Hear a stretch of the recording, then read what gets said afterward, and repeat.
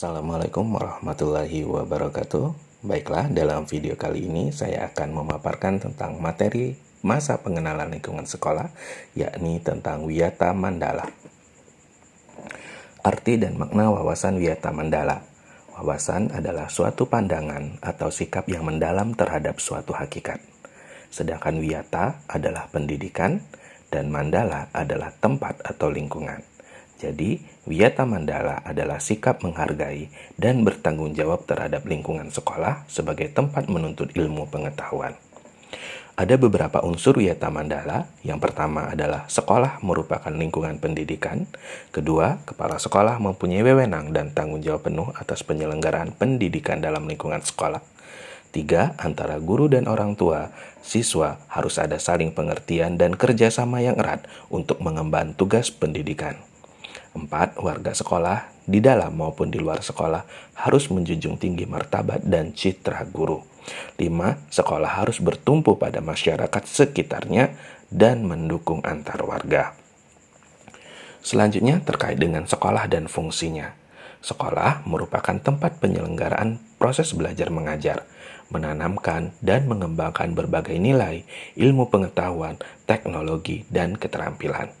Sekolah merupakan lembaga pendidikan formal, tempat berlangsungnya proses belajar mengajar untuk membina dan mengembangkan 1. Ilmu pengetahuan dan teknologi, 2. Pandangan hidup atau kepribadian, 3. Hubungan antara manusia dengan lingkungan atau manusia dengan Tuhannya, dan yang keempat adalah kemampuan berkarya.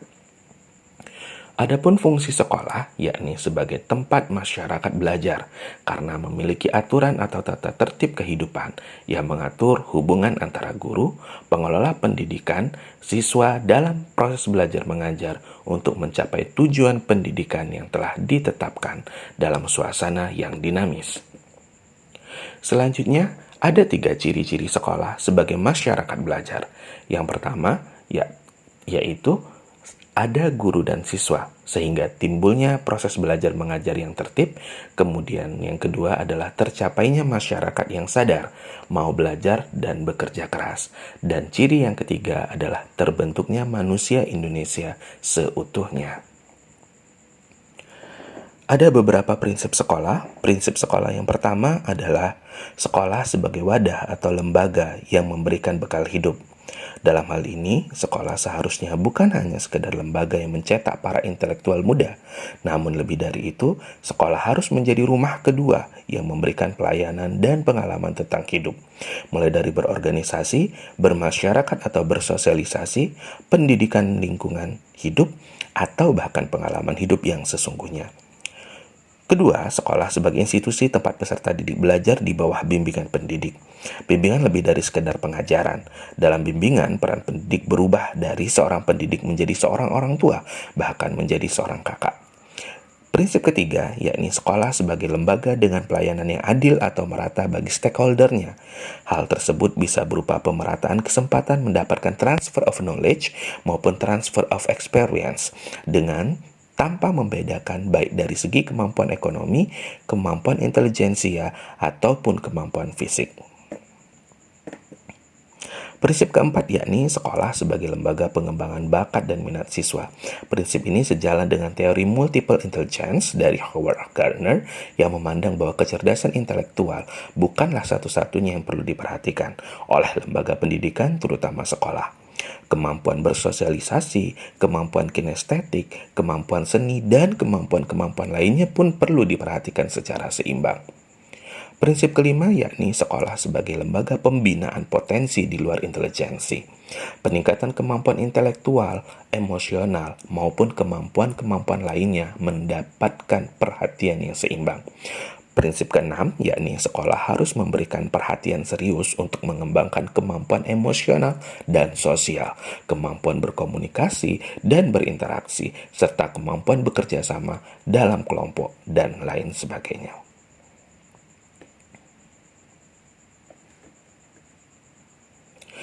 Prinsip sekolah selanjutnya, yakni sekolah sebagai wahana pengembangan sikap dan watak. Sikap sederhana, jujur, terbuka, penuh toleransi, rela berkomunikasi dan berinteraksi, ramah tamah dan bersahabat. cinta negara, cinta lingkungan, siap bantu-membantu khususnya kepada yang kurang beruntung, merupakan sikap dan watak yang perlu dibentuk di dalam lingkungan sekolah. Prinsip selanjutnya yakni sekolah sebagai wahana pendewasaan diri. Dan prinsip berikutnya adalah sekolah sebagai bagian dari masyarakat belajar atau learning society. Sekolah bukan hanya sebagai tempat pembelajaran bagi peserta didik, namun juga sebenarnya sekolah mampu menjadi pusat pembelajaran bagi masyarakat di lingkungan sekitar. Poin selanjutnya dalam topik Wiyata Mandala adalah tentang penggunaan sekolah. Sekolah sebagai suatu lembaga pendidikan yang diperuntukkan sebagai tempat proses kegiatan belajar mengajar tidak diperbolehkan dijadikan sebagai tempat. Yang pertama, ajang promosi atau penjualan produk-produk perniagaan yang tidak berhubungan dengan pendidikan. Yang kedua adalah sekolah merupakan lingkungan yang bebas rokok bagi semua pihak. Yang ketiga adalah penyebaran aliran sesat atau penyebar luasan aliran agama tertentu yang bertentangan dengan undang-undang. Yang keempat adalah propaganda politik atau kampanye. Yang kelima, syuting film atau sinetron tanpa seizin pemerintah daerah. Kemudian yang keenam, kegiatan-kegiatan yang dapat menimbulkan kerusakan, perpecahan, dan perselisihan sehingga menjadikan suasana sekolah tidak kondusif. Poin selanjutnya yakni tugas, wewenang, dan tanggung jawab kepala sekolah dalam hal pelaksanaan Wiyata Mandala. Kepala sekolah dalam melaksanakan penataan Wiyata Mandala di sekolah sebaiknya melakukan kegiatan-kegiatan seperti berikut. Yang pertama, melaksanakan program-program yang telah disusun bersama komite sekolah.